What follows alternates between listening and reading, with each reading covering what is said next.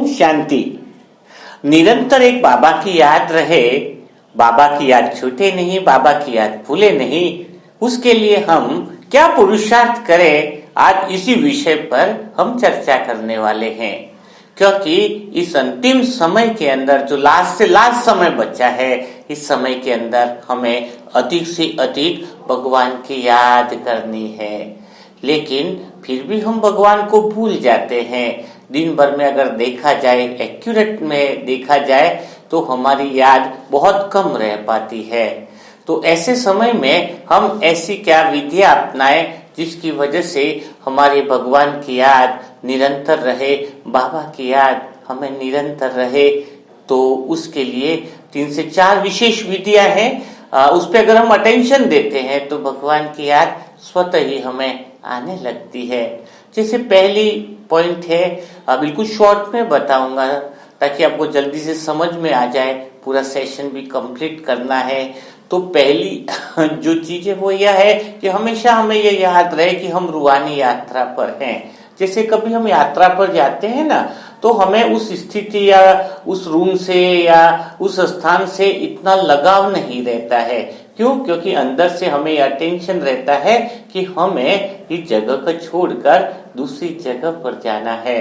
तो हमें क्या रहेगा कि जब हम यात्रा पर हैं, ऐसी अगर हमारी स्मृति है, तो फिर बाबा की याद हमें स्वतः ही आने लगेगी। दूसरी बात है कि जब यात्रा पर हैं तो भगवान स्वयं कहता है कि तुम यात्रा पर हो तो तुम्हारे जो बैगेज हैं वह भी आप मुझे दे दो, क्योंकि उसकी जिम्मेदारी भी जब स्वयं भगवान ले लेता है तो सोचो जरा, उस यात्रा में कितना बड़ा आनंद आ जाएगा, उस यात्रा में कितना परम आनंद आ जाएगा। तो सारी जिम्मेदारी भी भगवान लेने के लिए तैयार है।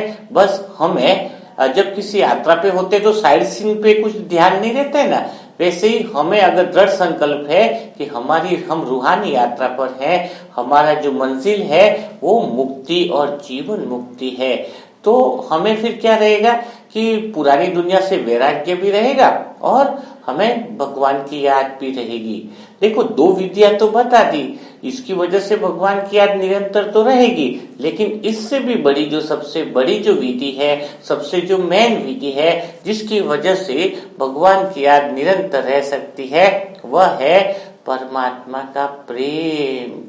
भगवान से अगर आपका सच्चा प्रेम है तो फिर क्या होगा कि भगवान से याद आपको याद नहीं करना पड़ेगा, भगवान स्वयं तुम्हें ऑटोमेटिक स्वतः ही याद आने लगेंगे।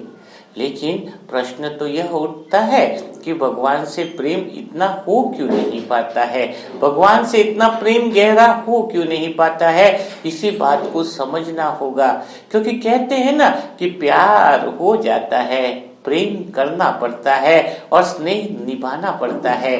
दुनिया में जो प्यार है वह चेहरा देखा एक दूसरे का और न जाने उसमें खो जाते हैं, वैसे वो प्यार टिकता नहीं है। लेकिन भगवान का जो प्रेम है वो प्रेम क्या है, करना पड़ता है। बताने कि प्यार हो जाता है, प्रेम करना पड़ता है, स्नेह निभाना पड़ता है। तो भगवान से प्रेम करने की ललक होनी चाहिए, तो फिर प्रेम करने का जो है वो मजा आ जाएगा। जैसे अगर आपका पेट भरा हुआ है और आपको रोटी खाने के लिए बोले तो आप बोलोगे कि मैं नहीं खाऊंगा। क्यों? क्योंकि आपको भूख नहीं है। जिद भी करेंगे तो आधी रोटी खा लोगे। वैसे ही अगर जब तक हमारे अंदर परमात्म प्रेम की भूख न जगे कि मुझे भगवान से प्रेम करना है, मुझे भगवान के प्रेम में लवलीन होना है, मुझे उस परमात्मा के प्रेम में खो जाना है, जब तक इस तरह की लगन ना लगे, उस तरह की भूख न पैदा हो, तब तक भगवान से प्रेम करना संभव नहीं है। और वास्तव में देखा जाए तो इस दुनिया में कोई पाने योग्य कोई चीज है तो वह क्या है, वह है सिर्फ प्रेम। प्रेम प्रेम प्रेम कभी विनाश नहीं होता है।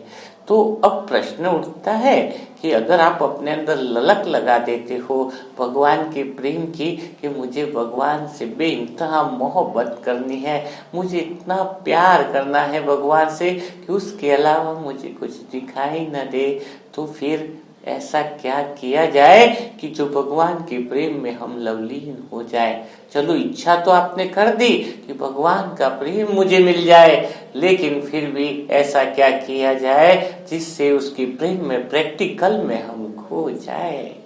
तो यहाँ एक बात बहुत अच्छे से समझनी होगी। क्या समझनी होगी?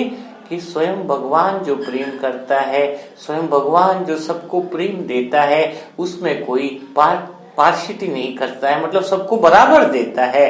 किसी को ज्यादा देता है, किसी को कम देता है, ऐसा नहीं है। भगवान तो प्रेम का सागर है, वो किसी के साथ भला ऐसे कैसे कर सकता है कि एक को कम दे दूसरे को ज्यादा दे। तो फिर क्या कारण है कि हर एक आत्मा भगवान के प्रेम में लवलीन नहीं हो पाती है? तो इसका जो मेन कारण है वो यही है कि जिस आत्मा के मन पे मेल बहुत ज्यादा है, जिसका मन बहुत गंदा है, देह और अशुद्ध विचारों में संलिप्त पड़ा है, उसको प्रेम का अनुभव बहुत कम होगा। भगवान के प्रेम का अनुभव उस आत्मा को ज्यादा होगा, क्योंकि भगवान तो सबको प्रेम दे रहा है ना। अब कोई सूर्य का प्रकाश आ रहा है तो सबको सूर्य का प्रकाश तो बराबर लगेगा, लेकिन कोई कमरे में बैठा है तो फिर उसको कम लगेगा ना, उसको बाहर तो निकलना पड़ेगा ना। वैसे ही हर एक आत्मा के अंदर मन का मेल अगर ज्यादा है तो फिर उसको भगवान का प्रेम बहुत कम अनुभव होगा। तो फिर अब आगे फिर मेरे प्यारे ब्राह्मण आत्मा भाइयों, प्रश्न तो फिर उठ जाता है कि क्या उठ जाता है कि फिर मन का मेल धोए कैसे, मन की गंदगी हटाए कैसे, जो भगवान के प्रेम की किरण मेरे पास आ जाए और मैं उसके प्यार में लवलीन हो जाऊं। तो उसके मन को मेल को उतारने के लिए बस एक ही विधि है, एक ही चीज है। वो क्या है कि भगवान के संग में रहना है, भगवान के संग की बातें करनी है, भगवान की ही बातें करनी है। कैसे करनी है कि स्वयं भगवान के पास योग लगाओ, सेंटर जाओ, तो और कोई इच्छा न करो भगवान से, उसकी नौकरी लग जाए, उसका ऐसा हो जाए, वो हो जाए, बस एक ही इच्छा रखो भगवान से, क्योंकि उस एक इच्छा में सारी इच्छाएं पूरी हो जाएंगी। क्योंकि एक तो क्या होता है, संसार की इच्छाएं मांगने वाले लोग होते हैं, और एक इच्छा होती है जो सच्ची इच्छा करने वाले होते हैं। तो बस योग में एक तल्लीन हो जाओ, योग में बस एक ही बात करो भगवान से, हे परमात्मा मुझे कुछ भी नहीं चाहिए, बस मुझे इतना चाहिए कि मैं तेरे प्रेम का पात्र बन जाऊं। तू जो प्रेम का सागर है, वो प्रेम की किरणें मेरे अंतर मन तक पहुंचा दो, वो प्रेम का बीज मेरे अंदर डाल दो, जिससे मुझे शुद्ध प्रेम का अनुभव हो जाए, मेरे अंदर प्रेम घटित हो जाए। जब आपके अंदर मन को शुद्ध करने की यही कला है कि आपको और कोई इच्छा न हो। कहते हैं ना कि भगवान मिल जाए तो उसके बाद और कुछ पाना क्या शेष रहे। तो एक ही चीज की इच्छा हो, और मुझे इसमें अपने अनुभव से कहूँ तो मुझे वास्तव में और कोई चीज की इच्छा जीवन में रही ही नहीं। सबसे परमात्मा मिला, एक ही बात अंदर से रहती है कि हे परमात्मा तू मुझे बस तेरा प्रेम दे दे, मुझे इतना काबिल बना दे कि मैं तेरे प्रेम का पात्र बन जाऊं। तू मेरे हृदय को इतना शुद्ध बना दे, इतना स्वच्छ बना दे, इतना निर्मल बना दे कि जिसमें तेरा प्रेम ठहर सके। क्योंकि भगवान का प्रेम सभी हृदय में ठहर नहीं सकता। जिसके हृदय में गंदगी हो, जिसके हृदय में अशुद्धता हो, वहां पे प्रेम रुक ही नहीं सकता। भगवान का प्रेम कोई साधारण प्रेम नहीं है। भगवान जिसको पाने के लिए हम भक्ति में इतना भटके, न जाने कितने तप करे, न जाने कितने विघ्न सहे, उस भगवान को देखो स्वयं वो आ गया है, फिर भी हमारा ध्यान कहीं और पर है। इसका मतलब हमें भगवान के प्रेम को समझ ही नहीं पाए हैं। तो बस एक अगर इच्छा हो जाए कि मुझे परमात्म प्रेम में डूब जाना है, तो देखना भगवान आपको अपने प्रेम में डूबा ले जाएगा। सोचो भक्ति में कितनी बड़ी मुश्किल से भगवान से दर्शन होते थे, साक्षात्कार होता था, है ना। मीरा को देखो ना, मीरा को तो कुछ पता भी नहीं था। राधा को देखो, राधा ने तो जिस मोहन से प्यार किया वो कौन था, है? उसकी सूरत से प्यार किया, और मीरा ने तो सूरत भी नहीं देखी। मीरा को तो बस मूरत से ऐसा प्यार हो गया कि बस पूछो ही मत। उसी के पीछे मानो पागल सी हो गई, दीवानी सी हो गई, है ना। तो सोचो ऐसे ऐसे भक्त आत्माएं हुए हैं। रसखान का भी आप देख लो, रसखान जो सुजाना जो उसकी नर्तकी थी तो उससे प्यार था उसको, और लेकिन जब एक बार वो जब कविताएं करने के लिए दरबार में था तो राजा ने बोला कि तू अपने सुना है क्या लिखा है। तो उसने मना कर दिया कि सुजाना जो नर्तकी है वो आज आई नहीं, वो बोलेगी तो मैं सुनाऊंगा। यानी वो इतनी उसका मतलब रसखान उसके प्यार में था। तो राजा को गुस्सा आया, उसको निकाल दिया रसखान को। उस नर्तकी ने भी उसको धोखा दिया। और जब वो ब्रज भूमि में आया तो उसने क्या देखा, उसने एक ही चीज देखी कि कृष्ण और राधे का मूर्ति में फोटो देखा। उसमें कृष्ण जो ऊंचे भगवान बताते हैं वो पाँव में था, पाँव में, राधा के पाँव में बिल्कुल नीचे बैठा हुआ था। तब उसको समझ में आया कि इतना बड़ा जो यहाँ पे कृष्ण को पूरे ब्रज का मेन जो बताते हैं, लेकिन वो इतना बड़ा भगवान जिसको मान रहे हैं वो भी उसके चरणों में है। यानी भगवान को अगर झुकाया जा सकता है, भगवान को अगर बांधा जा सकता है तो वो सिर्फ प्रेम ही है। प्रेम के अलावा भगवान किसी बंधन में बंध ही नहीं सकता है। तो उसका प्रेम देखो, वो बस उसी पल से कृष्ण का कितना दीवाना हो गया, जबकि भगवान को तो जानता भी नहीं था, पहचानता भी नहीं था। और वो बस मुसलमान होकर के भी इतना प्यार में दीवाना हो गया। जब राजा को पता चला कि यह तो दूसरा धर्म ही उसने स्वीकार कर लिया है और अपने धर्म की बदनामी कर रहा है, राजा ने सैनिक छोड़े, वो ब्रज के गली गली में बस कृष्ण के भजन करता रहता। कितने सारे शुद्ध भजन उसने रसखान ने लिखे हैं। तो आप देख सकते हो रसखान के दोहे कितने मतलब प्रसिद्ध हैं। तो जब उसको रसखान को मारने के लिए सैनिक भी आए तो रसखान ने क्या कहा, रसखान ने एक ही बात कही कि सैनिकों ने कहा कि राजा ने हमें आदेश दिया है कि तुझे मृत्यु दंड दे दिया जाए। तो रसखान ने कहा ठीक है, मारने आए हो तो मार लो, लेकिन बस एक ही इच्छा है कि मुझे एक झटके में मत मारना। पहले तुम मेरी अंगुली काटना, हाथ काटना, है ना, आंखें फोड़ना, पांव की अंगुलियां काटना, मुझे बहुत धीरे धीरे मारना। सैनिकों की आंखों से अश्रुधारा बह गई।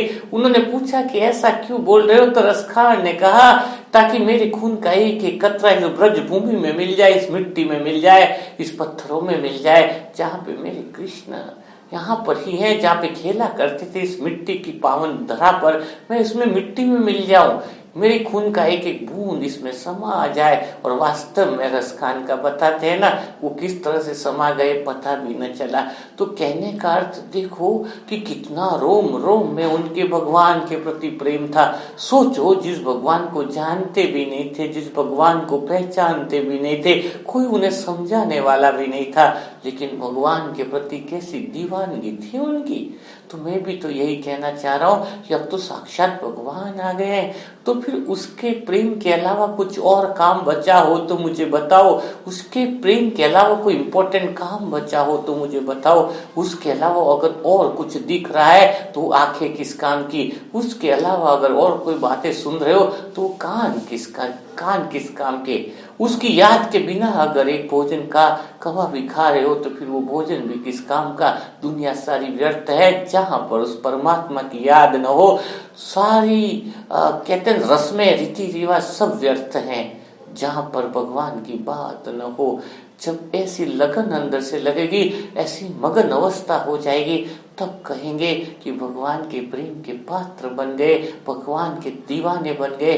देखना फिर ऐसा समय आएगा कि तुम जब रास्ते पे भी चलोगे तो दुनिया कहेगी कि ये आत्मा है जो भगवान का बच्चा है, ये वही आत्मा है जो भगवान के प्रेम में डूबा हुआ है। तुम्हारे नयनों से भगवान के दर्शन होने लगेंगे, तुम्हारे नयनों से भगवान का साक्षात्कार होने लगेगा। हे ब्राह्मण आत्माओं, कितना आनंद की बात है। चलो बिना समय वेस्ट किए आप और हम मिलकर के संगम युग में भगवान के प्रेम में डूब जाए, और भक्त आत्माओं को भी जो प्रेम की प्यास में तड़प रहे हैं उनको भी परमात्मा प्रेम में डुबा दे। इससे बढ़िया काम और कोई हो नहीं सकता, इससे ऊंचा काम और कोई हो नहीं सकता। तो कल फिर मुलाकात करेंगे नए सेशन के साथ, नई बातों के साथ। तब तक के लिए सभी भाई बहनों को ओम शांति, ओम शांति, ओम शांति।